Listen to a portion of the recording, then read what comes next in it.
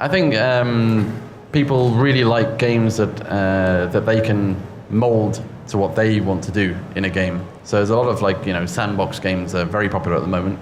Minecraft, obviously. I imagine that the next games are going to need to be challenging for gamers, and I believe that they don't want too much explanation about the game. They want to see the pattern of the game. They want to be like a child that discovers something is not able to understand, and he will have the pleasure to explore. Yeah, it's difficult because as developers, you really want people to play your games easily, so you want to teach them how to play and all these things. But they want to take the game and discover their own ways of playing the game, in fact. Let me throw in something.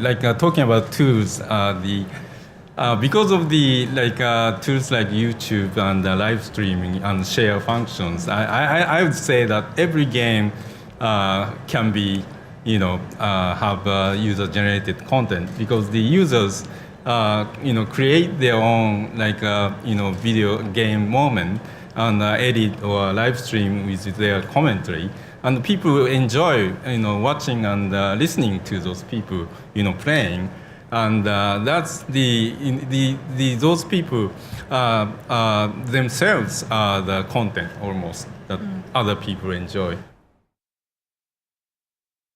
I quite like games that are sort of strange experiments that don't necessarily all hang together at the time, but show you interesting ideas. I really like the, watching the Twitch plays Pokemon. It's just so strange, and it's like a whole new bizarre genre. More and more games like Destiny, do not have the specific matchmaking kind of setup. You just go in and you feel like you're playing single players game, but you encounter with other players, and it's your choice to kind of play together or just move away. In recent years, we do have this new title, community manager, which didn't really exist, a few years back, and it's something we concentrate on a lot. I mean, even for a small company like us, we have 2 community managers. I think it's really important though that you do really clearly define that vision right at the start, so that players know what how they can add to this experience.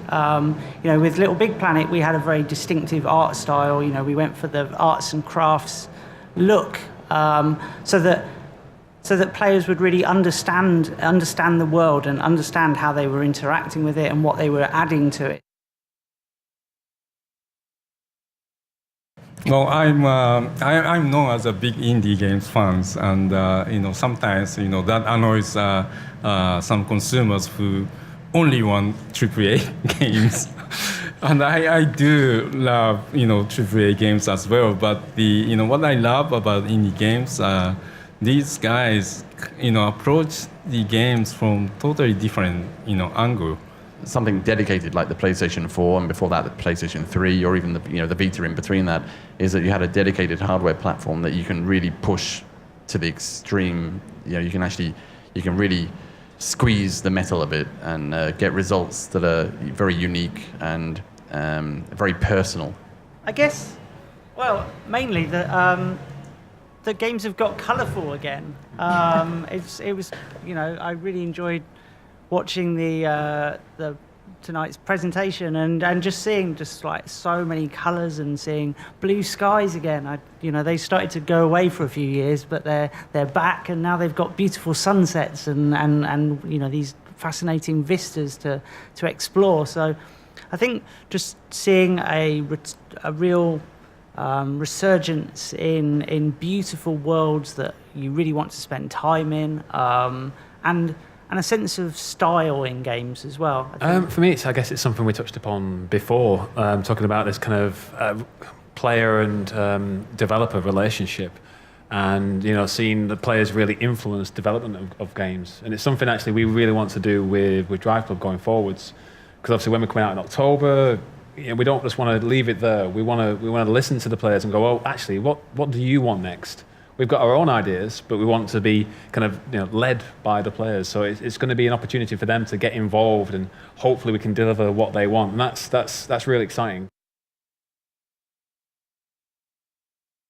I think that maybe gamers are getting older and older. Look, my hair's white now. And we are getting bored with the games we have seen sometimes for a long time. We want fresh things, and so the cycle is really good for innovation, which is very important. I think it's more games that have independent thought in them than actually a financial model behind them, particularly.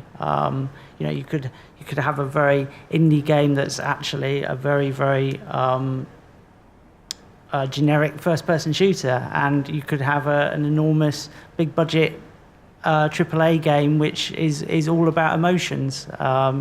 Those divides are not there anymore. I'd just rather get rid of the term altogether. There's good games, there's bad games, and they're all in the same pool together. Really, we shouldn't be saying AAA, we shouldn't be saying indie. It's just these are games. They've all got their own unique elements to them.